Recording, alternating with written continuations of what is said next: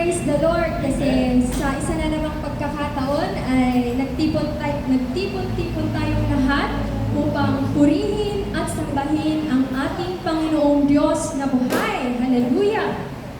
At nais kong ipaabot ang aking taus-pusong pasasalamat sa ating District Overseer, sa ating very supportive at napakamakisig na District Overseer, no other than Reverend Mitchell Forto. Maraming salamat po sa privilege na magamit upang maibahagi ang salita.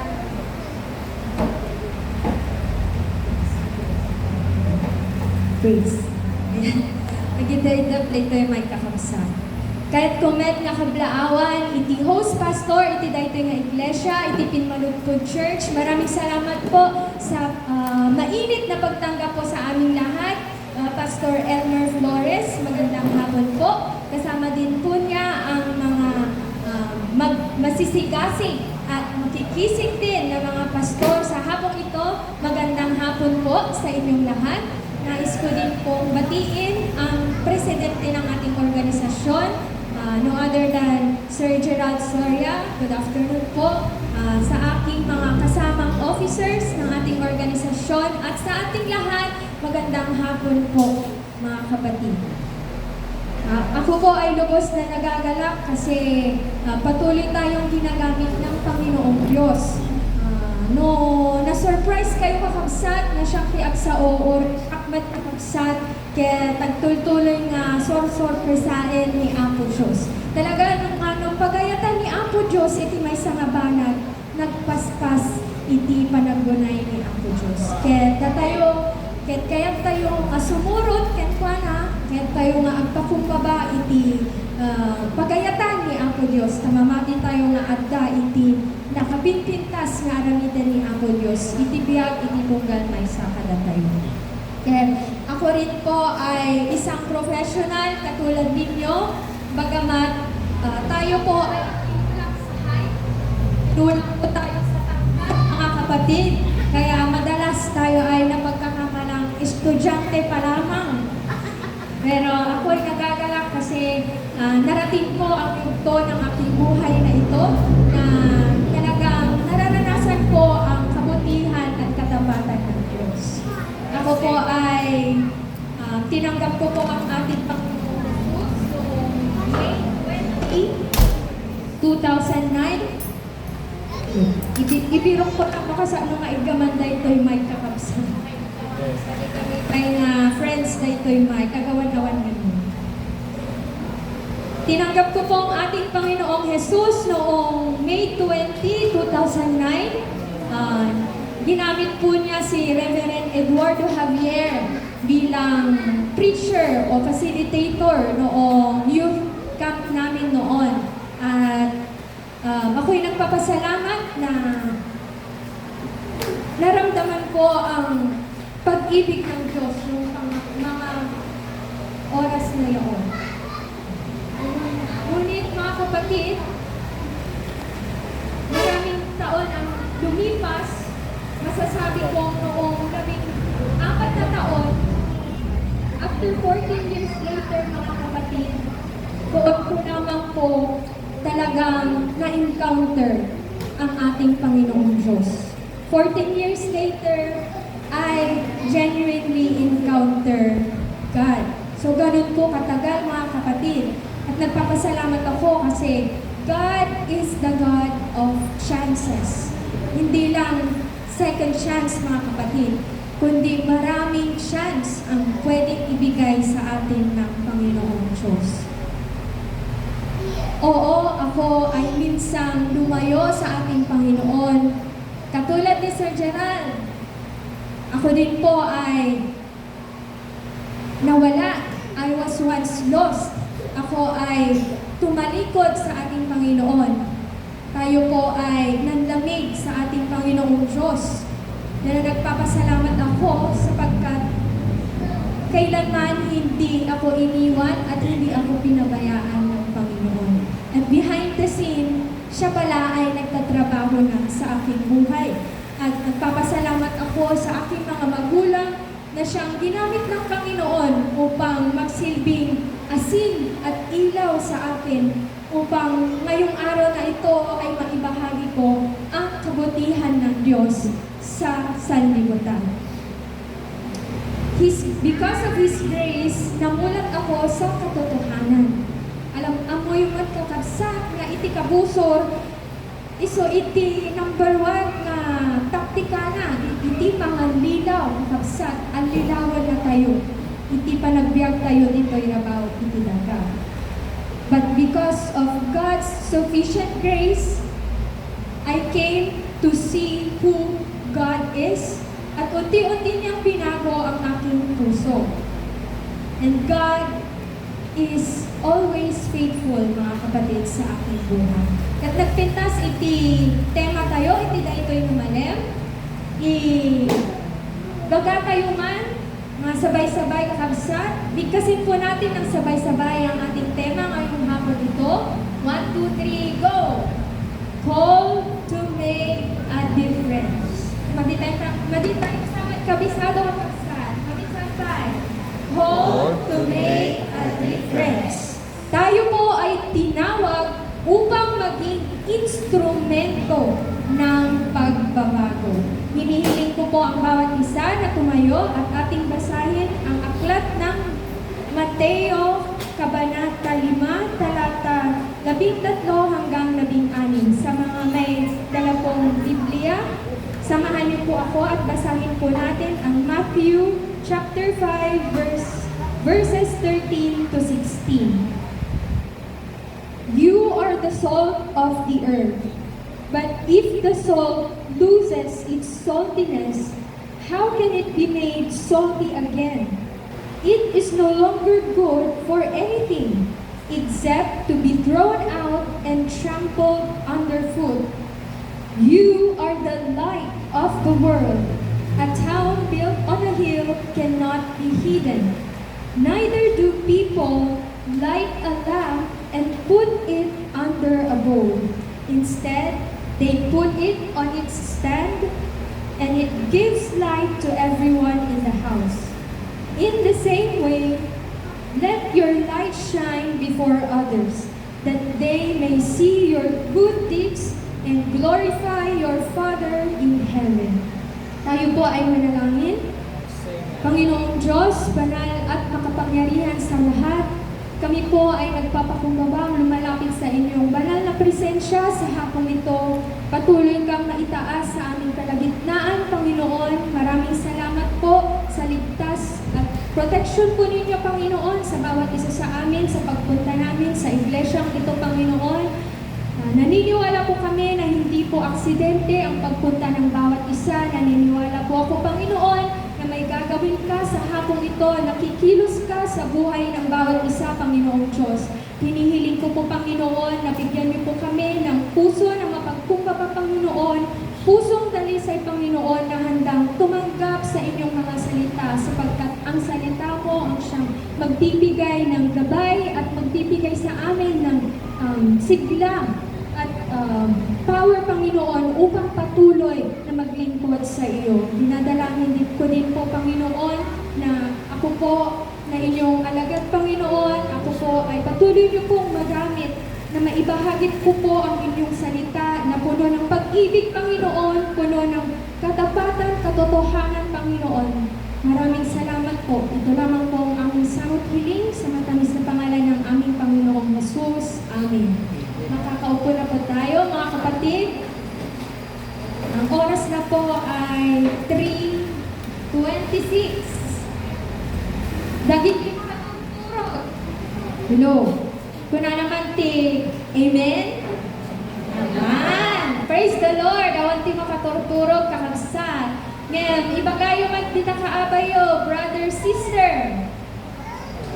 Kapag nakita mong ako ay pumipikit, binibigyan kita ng pahintulot na tapikin ako. Yan. Nakikita ko ang ngiti ng bawat isa. Talagang bawat isa ay masaya na nakadalo ngayong hapon ito. At talagang alam kong mas masaya ang ating Panginoong Diyos na nasa taas na nakakikita sa atin. Sapagkat pinili natin pumunta sa hapon piliin ang kanyang kalooban sa ating mga buhay. Bago ko binahagi ng ating Panginoong Jesus ang katuruan sa kanyang mga disipulo, balikan po natin ang mga previous na verses. Sa Mateo chapter 4 verses 23 to 25, doon po na ang ating Panginoong Jesus, nilibot niya ang buong bayan ng Galilea. Ano po ang ginawa ng ating Panginoong Jesus doon? Siya ay nagturo sa mga sinagoga. At siya rin po ay nagpagaling sa mga may sakit at may karamdaman. Marami siyang pinagaling ng mga may sakit at may karamdaman at nakalitaan yun ng napakaraming tao. Kaya naman, dinumog nila ang Panginoong Jesus. Maraming tao ang pumunta. Mga tao na nagmula pa sa Galilea, Decapolis, Jerusalem, Judea at maging sa ibayo ng Jordan. At nang makita ng Panginoong Jesus na napakaraming tao na ang lumalapit sa Kanya, pumunta siya sa isang bundok. Umakyat siya sa isang bundok. At doon siya ay umupo. Pag-akyat niya doon sa bundok, siya ay umupo at siya naman po ay nilapitan ng kanyang mga disipulo. At doon, nag-umpisang magturo ang ating Panginoong Jesus. Ang una niyang itinuro, mga kapatid, ay ang the Beatitudes. Kung pamilyar po tayong lahat, ang mga mapapalad or ang mga pinagpala. So, ang very famous sa ating lahat, siguro yung blessed are the pure in heart, for they shall see God, Matthew 5:8. At pagkatapos ng kanyang pagtuturo ng the Beatitudes, ito na po yung sumunod na itinuro ng ating Panginoong Jesus sa kanyang mga disipulo. Kung mapapansin niyo, mga kapatid, hindi po niya itinuro sa lahat ng tao, kundi ito ay direktang itinuro ng ating Panginoong Jesus sa kanyang mga disipulo. At sa ating panahon ngayon, sino po ang matatawag na disipulo ng ating Panginoon? Walang iba kundi tayong mga Kristiyano, tayong mga tumanggap sa ating Panginoong Jesus bilang ating Panginoon at tagapagligtas. We are the salt of the earth. Tayo ang asin ng sangkatauhan, and we are the light of the world. Tayo ang ilaw ng sanlibutan. Meron lamang po akong nais na ibahagi, isang trivia, mga kapatid. Sino po sa inyo ang excited na parating na ang katapusan? Itaas po ang kamay. Bakit iba yung tawa ninyo? Hindi po katapusan ng mundo, mga kapatid, kundi katapusan ng buwan. Ano po ang meron pag katapusan ng buwan? Naglalaing tayo. Basta sweldo ka, nagpamaspas tayo. Alam niyo po ba na ang salitang salary ay nagmula sa salitang salt? Ang salitang salary ay nagmula sa salitang asin, mga kapatid. Kasi noong unang panahon, ang asin ay very valuable. Napakahalaga ng asin. Katumbas ito ng ginto na pwede mong gamitin na pangbayad kapag ka may gusto kang bilhin na isang bagay o kaya bibili ka ng damit o pagkain. Ginagamit nila ang asin, mga kapatid, bilang parang pinakapera nila noong unang panahon. At merong tinatawag na salt ration. Ang salt ration, ang ration or allowance, ito ay binibigay sa mga Romanong sundalo bilang allowance nila, or yun na yung pinakasalary nila. So, ngayon, ano yung natatanggap natin? Wala na kasing asin. Natatanggap natin, meron tayong tinatawag na rice allowance. Sino po ang nakatatanggap ng rice allowance? Yung iba talagang aktwal na bigas ang natatanggap. Yung iba naman, pera na lang ang ibinibigay ng kanilang mga employer. So doon po nagmula ang salitang salary. Kasi noon, ginagamit ang asin bilang allowance ng mga Romanong sundalo. Siyempre, nagbabago ang panahon na i-improve ang pamumuhay ng tao hanggang sa nagkaroon na tayo ng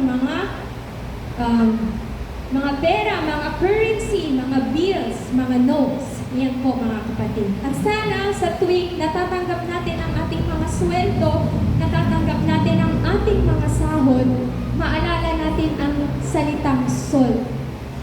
At kapag maaalala natin ang salitang sol, ipaalala sa ating lahat na sana tayo ay patuloy na maging asin sa bawat isa. Na patuloy tayong maging asin, unang-una sa ating mga pamilya. Magsilbi tayong asin ng sangkatauhan. God doesn't want His children to just blend in with the crowd. He wants His children to make an impact. He wants His children to influence other people.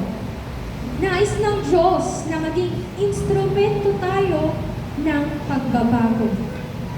Ginamit ko ang salitang instrumento, mga kapatid. Instrumento lamang tayo, mga kapatid. Wala po tayong kakayanang baguhin ang isang tao. Tanging Diyos lamang ang siyang makapagbabago sa puso ng isang tao. At tayo ang gagamitin niya, hindi na po bababa ang ating Panginoong Hesus. Kasi kung bababa pa ang ating Panginoong Hesus, ano pong ibig sabihin nun? Second coming, gusto niyo po ba yun? Judgment Day, marami pa tayong kailangang bahaginan ng salita ng Diyos. Mga kapamilya natin na kailangang mailapit natin sa Panginoong Diyos. Kaya tayo ang mga instrumento ng Panginoong Diyos. At paano tayo magiging instrumento ng pagbabago? Yun po ang nabanggit sa Mateo chapter 5 verse 13. Una, be salt. Sabihin nyo nga po mga kapatid, be salt. We are the salt of the earth. Tayo ang asin ng sangkatauhan. Ang earth na tinutukoy dito ay tayo, mga nilikha ng Diyos. Tayo po ang earth na tinutukoy dito sa aklat ng Mateo. At ang unang rason kung bakit sinabi ng Panginoong Jesus na we are the salt of the earth. We, the children of God, are the salts of the earth. Because, first, salt is a symbol of victory. Victory, kung tayo man, kakabsat. Victory. Salt is a symbol of victory. Basahin tayo Judges chapter 9 verse 45. Basahin po natin dito sa Tagalog. Sina Abimelech ay maghapong nakipaglaban sa mga taga-Shechem bago nila naubos ang mga taga roon at nasakop ang lungsod. Pagkatapos, iginuho nila ang buong lungsod at sinabugan ng makapal na asin. So ano po yung pakinggan natin doon? Pagkatapos nilang manalo sa kanilang mga kalaban, nagsabog sila ng asin sa lupain na kanilang kinonquer, mga kapatid. Ang asin ay sumisimbolo sa katagumpayan. And our first victory is when we surrender our lives to Jesus Christ. Our first victory is when we surrender our lives to Jesus Christ. At nung isinuko natin ang ating mga buhay, nakamtan natin ang victory over our old self. Ang pagsuko ng ating buhay sa ating Panginoong Hesus, ang unang katagumpayan dito sa mundong ibabaw. Amen po ba? Amen. We are called to make a difference. But first, you and I must be the difference. Sabihin mo sa iyong sarili, be the difference. Be the difference. Change starts with me. Ang pagbabago ay nag-uumpisa sa ating mga sarili. Isuko mo ang buhay mo ng buong buo sa Panginoon at magpasakop ka sa Kanyang kalooban. Hayaan mong gamitin ng Diyos ang buhay mo bilang patotoo na may katagumpayan sa ating Panginoong Jesus. Hallelujah! And God can use you to tell the world that there is victory in Jesus Christ. There is victory in Jesus' name. If anyone is in Christ, he is a new creation. The old has gone and the new is here. 1 John chapter 5 verses 4 to 5, sapagkat napapagtagumpayan ng mga anak ng Diyos ang sanlibutan at magtatagumpay tayo sa pamamagitan ng pananampalataya. Sino ang nagtatagumpay laban sa sanlibutan? Ang sino mang sumampalataya na si Jesus ang anak ng Diyos. Sino mang manampalataya na si Jesus ang anak ng Diyos ay makakamtan ang tagumpay. Amen. Hallelujah. At ang ikalawang rason kung bakit ginamit ng ating Panginoong Jesus ang asin, salt is used in cereal offerings or burnt offerings. Balikan ulit natin ang Old Testament. Basahin natin ang Leviticus chapter 2 verse 13. Basahin ulit natin sa Tagalog. Titimplahan ninyo ng asin ang lahat ng handog ng pagkaing butil. Huwag ninyong kakalimutang lagyan ng asin ang inyong handog na pagkaing butil, sapagkat ang asin ay tanda ng inyong kasunduan kay Yahweh. Kaya lalagyan ninyo ng asin ang lahat ng handog. Bilang tagasunod ni Kristo, ialay natin ang ating buong buhay sa ating Panginoong Diyos. The best offering we can give is our whole being.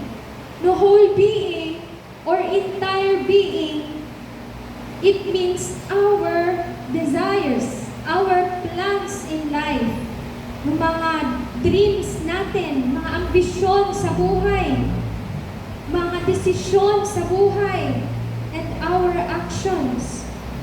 We must offer them to our Lord God.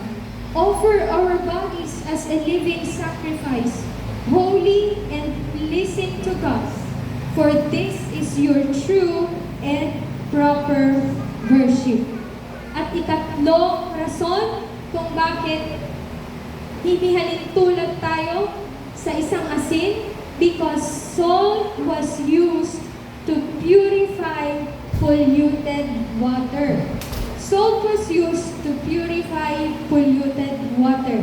Magdalos iti asin kakabsat. Kunana dito'y 2 Kings chapter 2 verses 19 to 22. Basahin po natin 2 Kings chapter 2 verses 19 to 22. Sinabi ng mga taga-roon kay Eliseo, tulad po ng inyong nakikita, maganda ang lungsod na ito. Marumi nga lang ang tubig, kaya't hindi bubunga ang lupa. Sinabi ni Eliseo, bigyan ninyo ako ng isang bagong mangkok at lagyan ninyo ng asin. Ganoon nga ang ginawa nila. Dala ang mangkok, pumunta si Eliseo sa bukal ng tubig at ibinuhos ang asin. Ito ang sabi ni Yahweh, lilinisin ang tubig na ito at hindi na pagmumulan ng sakit o kamatayan. Lilinisin ng tubig na ito at hindi na pagmumulan ng sakit o kamatayan. At mula noon, naging malinis ang tubig gaya nga ng sinabi ni Eliseo. Bilang asin ng sangkatauhan, we must spread the good news, the hope of salvation. Let us share the love of God, for love covers a multitude of sins. 1 Peter chapter 4 verse 8, higit sa lahat, mag-ibigan kayo ng tapat sapagkat ang pag-ibig ay nagtatakip ng maraming kasalanan. Love covers a multitude of sins. Dakila ang pag-ibig ng Diyos. Amen po ba? Amen. Sa pamamagitan ng pag-ibig, tayo'y pinatawad mula sa ating mga kasalanan. Kung kaya't magagawa rin natin magpatawad sa ating kapwa. Dahil pinatawad tayo ng Panginoon, magagawa nating patawarin ang mga taong nakasakit sa atin. Isaalang-alang ang kapakanan ng bawat isa. Yan ang kalooban ng Diyos para maipakita natin ang pag-ibig ng Diyos, para maiparamdam natin ang pag-ibig ng Diyos. Marapat namang na isaalang-alang natin ang kapakanan ng bawat isa. Huwag tayong maging makasarili o selfish. Magkaisa tayong magsilbi sa ating Panginoong Jesus.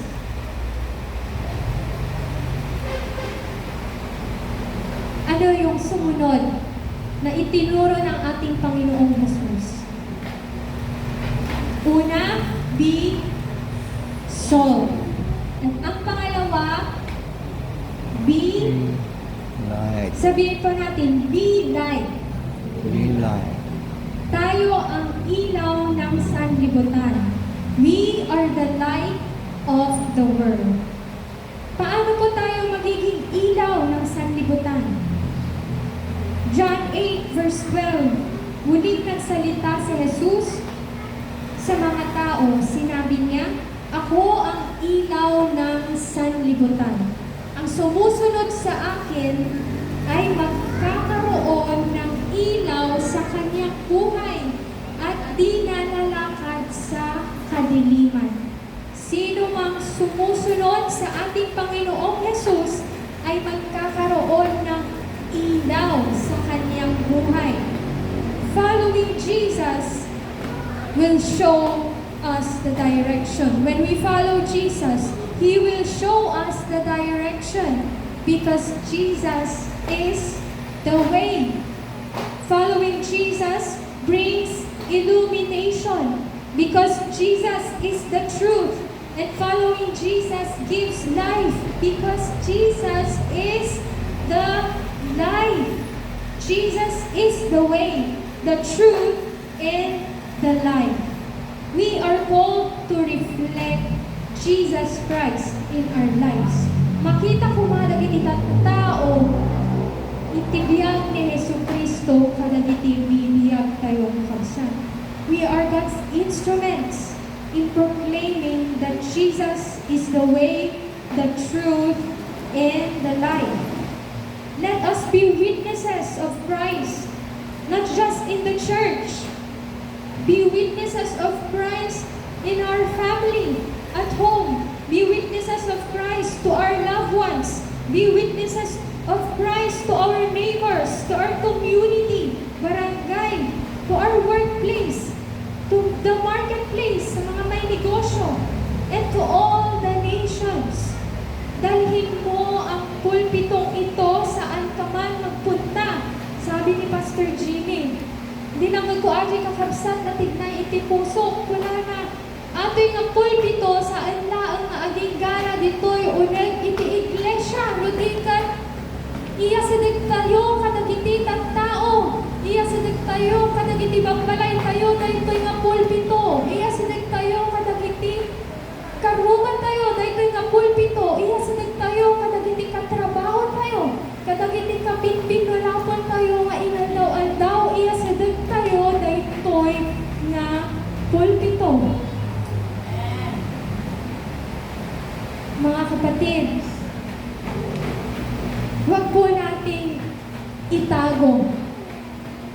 yung regalong natanggap natin mula sa Panginoong Diyos. Sino yung natanggap nating regalo? Ang Panginoong Jesus. Ibahagi natin siya. Ibahagi natin siya sa sangkatauhan. Meron pong warning o babala na nabanggit ang Panginoong Jesus. Matthew chapter 5 verse 13. Ngunit kung ang asin ay mawalan ng alat, paano pa ito mapapaalat muli? Hindi ba wala na itong kabuluhan, kundi itapon at tapakan ng mga tao? Ano ang ibig sabihin ng ating Panginoong Jesus, mga kapatid? Sinasabi mong Kristiyano ka. Sinasabi mong mahal mo ang Diyos. Pero hindi naman makita sa iyo ang buhay ni Kristo. Hindi mo naman sinusunod ang kalooban ng Diyos. Hindi ka naman nagtitiwala sa Kanya. Mas nagtitiwala ka pa sa kayamanan mo, sa mga pera mo. Sarili mo lang ang iniisip mo. Kasi kapay iti number 1, napakaitim kulang tipadang na tao. Magiging walang saysay ang ating testimony, ang pagbabahagi natin ng salita ng Diyos kung hindi natin sinusunod ang kalooban at layunin ng Diyos sa ating buhay. We must serve our purpose. Serve your purpose. Sabihin mo kapatid, serve your purpose. Serve your purpose. Be salt and be light, for we are God's handiwork. Tayo ay gawa ng Diyos at sa pagkikipag-isa natin kay Jesucristo ay nilikha niya tayo para sa mabubuting gawa na inihanda niya noong una pa man upang gawin natin. Mga kapatid, we must allow God to take control of our lives. Matagal na pong nating naririnig ito. Let go and let God. Let God be in control. Let God be in control. Kayang to na aramidan iti pagayatan na. For if you will allow God to control your life, you will learn to be compassionate. You will learn to be humble. You will learn to be accountable. You will learn to be nurturing. You will learn to be grateful. You will learn to be excellent. Compassionate. To love God with all our hearts and to love others as Christ loved us. Ayatan iti pada tayo nga tao kas iti panagaya ni Hesus Kristo kada tayo. Be humble. Iti panang realize tayo, bigbigan tayo, masawal tayo ni Apo Diyos, itibiyag tayo. Ket isentro tayo, nagiti mata tayo, ken kuana. At talek tayo, ken kuana. Ta inyaman nga banag, kabailan tayo nga aramidan, babaan, iti tulong ni Apo Diyos. And be accountable. Kakabsat, meron po tayong pananagutan dito sa mundong ibabaw. Salvation is not the end of our Christian journey, but salvation is just the beginning. Yes. Haan nga agpatingga itibiyag tayo nga na Kristyanuan, iti pa nakaisalakan tayo. Isulaang iti rugi, iti assignment nga inted ni Apo Diyos para kada tayo. Agbalik tayo nga silaw, kadagiti tattao. Agbalik tayo nga asin, iti lubong. Asin, kadagiti tattao, silaw, iti lubong. Be nurturing. We must support one another. And we must support, take care of our church. Da tayo ti usalan ni Apo Diyos. Tapno, niyaman nga aramidan iti iglesia, ket masuportaran, niyaman nga masapol iti iglesia para iti panakapalawa iti pagarian ni Apo Diyos, masuportaran tayo kakabsa. Ket maaramid tayo laan data when we allow God to be in control. Next, when we allow God to be in control, we learn to be grateful. Medyo kinantatay-tatay sa anumang panahon, sa anumang pagkakataon, sa anumang sitwasyon, pupurihin natin ang Panginoon. In everything, we thank the Lord.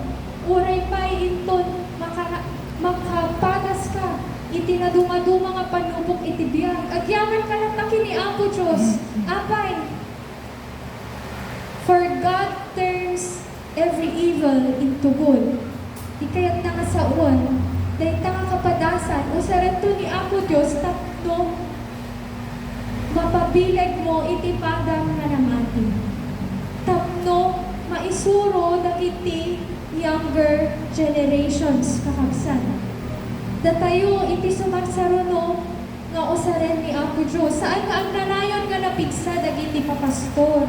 Saan nga ang nanayon nga nakaradkad da kakabsan? Isungan si tayo nga sapol nga bumiling kayo nga na espiritual. Hindi po sila immortal. Darating po ang panahon na mauyos tumat itibiyagdan. Ket datayo iti sumaruno nga usaran ni Apo Diyos kas silaw. Ket asin dito'y rabaw iti daga. Ket mauni, we learn to be excellent when we allow God to be in control. Na dumaduma tayo iti profession kapsan. Ada iti teacher, ada iti farmer, ada iti architect, engineer, nurse, doktor, banker, yan na dumaduma pa. Ket dayta nga trabaho nga intelek kini Apo Diyos niya tayo. Ni Apo Diyos iti employer tayo kakabsan. So ano ni Apo Diyos ti employer tayo, masapol nga aramilan tayo, iti aron nga kabailan tayo. Give our excellent service. Tani Apo Diyos ti kayang tayo nga number 1 nga mapadayawan. Ngayon, awanan ti magbantay kada tayo, aramilan tayo lang nga excellent ti trabaho tayo kakabsan.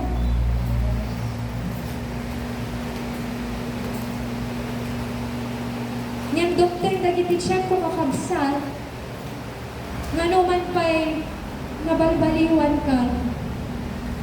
Gaputa, agbibiyag tayo dito'y rabaw iti daga, adalata iti aramidan ti kabuson. Tapno, maitipkol tayo. Tapno, matakaw na. Dahil siya'y ragsak tayo nga agserserbi kentuan. But thanks be to God because of Christ. Ajay letter G, ijay change. Sumatatay ti letter C. Inya iti mabasa tayo kakabsa. Chance. Maagdaan tayo iti chance kakabsa. And that is because of our Lord Jesus Christ. Haan laang nga second chance, third chance. Haan ka nga babaeng maumasadag kini Apo Diyos. Well, iti kabusor, ibaganakit ka. Managbasol ka.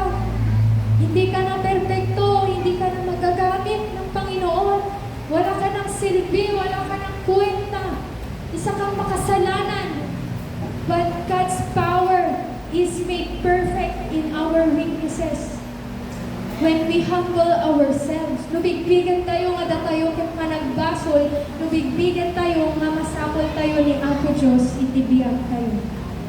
Nakabsat, do you want to make a difference? Amen ko na tayo man.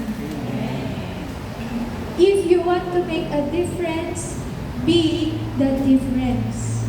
Change begins within. Our entire being must be aligned with God's purposes. We must serve our purpose here on earth. Yes, we have different professions. But we have one mission, one calling, and that is to bring Christ. And let Christ be known to all nations. Saan na nga dagiti papastor ti usaran ni Apo Diyos na mangibingay iti sasao ni Apo Diyos. Ang amin tayo, mabalin nga usaran ni Apo Diyos, babaan kadagiti na imbag na aramid tayo. Babaan iti panang ipakita, iti panagayat tayo, iti pada tayo nga tao, panang tulong kenkwata, iton ang kasapulan ta. Saan nga makaanay nga magtad tayo iti Bible verses nga mang-encourage kadakwata. Masabol nga at ati aksyon nga aramidan tayo, iton at dati kabailan tayo nga tumulong kadakwata. Bilang asin, let us declare that there is victory in Jesus, that God is able. He is able to change you. He is able to change your loved ones. He is able to change your co-employees. He is able to change a sinner.